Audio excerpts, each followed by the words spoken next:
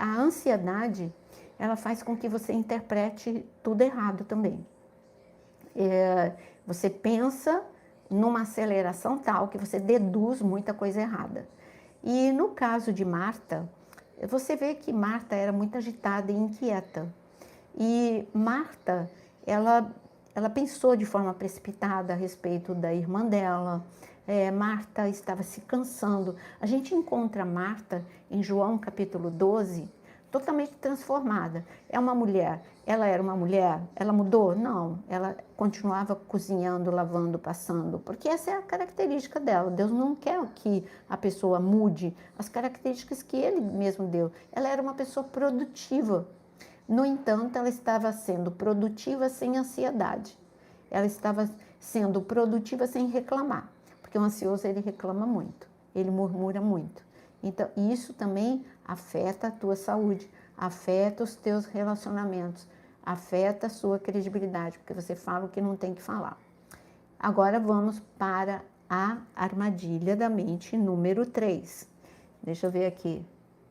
Ah, que bom que está sendo importante para você a live. Estou lendo aqui, tá bom? Pode escrever que eu estou lendo. Vamos lá. Armadilha número 3. A armadilha da culpa. Tem pessoas que não superam erros. É importante você se arrepender, é importante você saber que você fez errado, mas é importante também você se perdoar. E você vê que tudo isso acontece na mente. Vou para Pedro. Pedro, de novo, né? Pedro ansioso, tinha a armadilha da ansiedade, mas Pedro também caiu na armadilha de uma mente culpada, acusação, falta de auto-perdão. Isso é uma armadilha. Deus é um Deus de novas chances, de recomeço, então eu tenho que pensar dessa forma. Eu errei, mas eu decidi não cometer mais este erro. Eu sei que eu sou falho, vou cometer outros erros, mas esse eu aprendi a lição. Este erro eu não vou cometer mais. Vou dar o exemplo. Davi, ele cometeu o erro do adultério. Ele disse que enquanto ele se calou, ele adoeceu. Mas quando ele foi confrontado e ele confessou, tudo mudou na vida dele. Ele se sentiu livre, perdoado, se perdoou e nunca mais nós vemos Davi cometendo o mesmo erro. Eu não estou dizendo que você vai ser uma pessoa perfeita, mas você aprendeu a lição naquele quesito. Então eu vejo muitas mulheres que não se perdoam porque fizeram um aborto quando eram imaturas. Tudo bem, mas você precisa se perdoar, porque Deus te perdoou.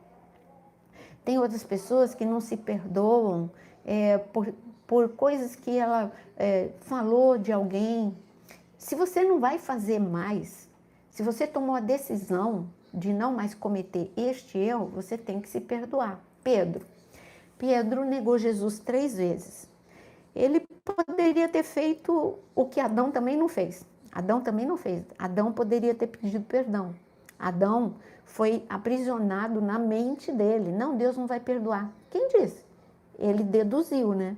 Por isso que ele não confessou. Deus, eu venho aqui, pede perdão por mim. Eva também quer pedir perdão. Nós erramos e nós pedimos, nos restaura.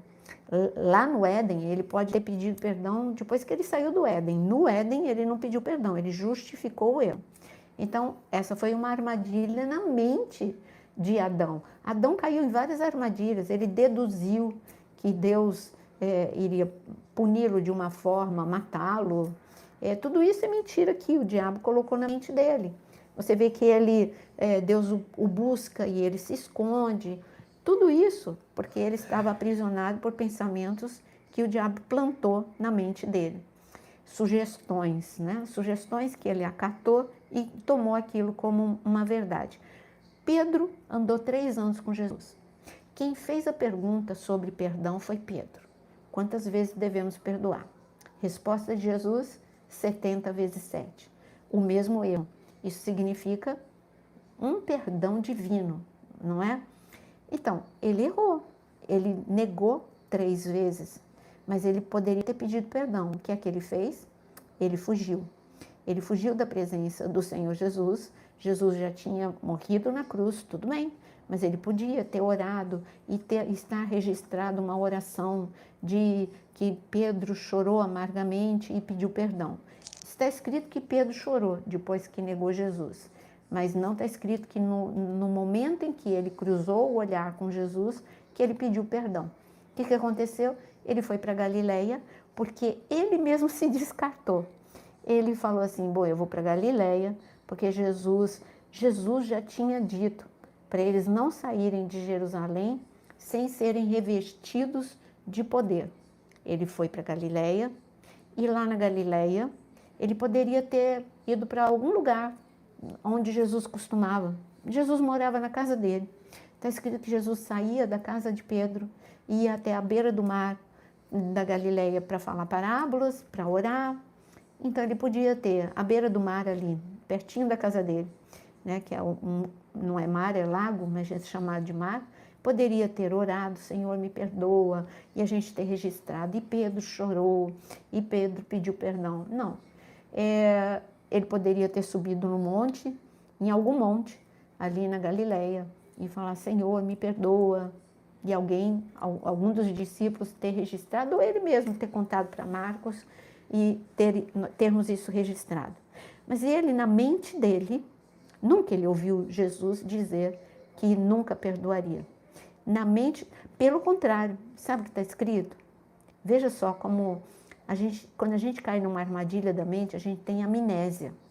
Porque Jesus disse, Pedro, Satanás quer te cirandar. Mas quando você se arrepender, você ajuda os seus irmãos também. E aí? Ele devia ter lembrado, Pedro, depois que você errar, se arrepende, Pedro, porque eu ainda vou te usar. Eu estou intercedendo, Jesus ainda disse, eu estou intercedendo por você, Pedro.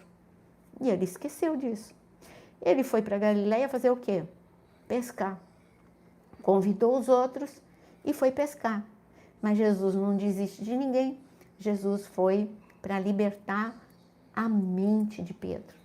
Se Jesus quisesse que fosse uma intervenção só espiritual, ele não teria travado um diálogo com tantas etapas. Primeiro ele deixou eles pescarem, nada pegarem, igual Lucas capítulo 5, o primeiro encontro, quando teve a pesca miraculosa. Então, Jesus trouxe a memória, Jesus já estava trabalhando na mente dos discípulos. Jesus trouxe a memória, olha, lembra do primeiro chamado? Teve uma pesca miraculosa. Olha agora, eu estou aqui à beira-mar, eu estou fazendo o mesmo milagre para dizer que eu não desisti de vocês. Jesus estava trabalhando na mente dos discípulos e especificamente na mente de Pedro, que estava se sentindo muito culpado, a armadilha da falta de auto-perdão. Quando ele chega, você vê que ele responde a este movimento de Jesus. Ele é o primeiro a chegar, ele se atira na água, vem para perto de Jesus, aí Jesus começa a conversar para implantar outro tipo de pensamento na mente de Pedro. Pedro, você me ama? Sim, Senhor. Pedro, você me ama? Sim, Senhor. Pedro, você me ama? Sim, Senhor. O que o Senhor estava fazendo? Para cada vez que ele negou Jesus, Jesus estava falando, olha, eu estou te dando a oportunidade de refazer. Você está falando o contrário do que você fez. Você me negou, agora você está dizendo que você me ama. Então, 3 vezes você me negou, 3 vezes você está dizendo que me ama. Você está vendo como Jesus estava trabalhando na mente de Pedro? E depois ele disse o quê? Falou sobre ministério com Pedro. Eu não desisti de você, olha, você vai fazer isso, você vai fazer aquilo, João também. É incrível, como é libertador. Por isso que Jesus, ele nos chamou para a liberdade e nós devemos permanecer na liberdade. É libertador pensar com os pensamentos de Cristo. Os pensamentos de Jesus são mais altos do que os nossos. Nós humanos, chegamos às raias da crueldade, descartamos pessoas com muita facilidade e você acha que Deus faz a mesma coisa. Deus não descartou nenhum deles, pelo contrário, restaurou cada um deles. Só que Judas não quis, os outros ele restaurou.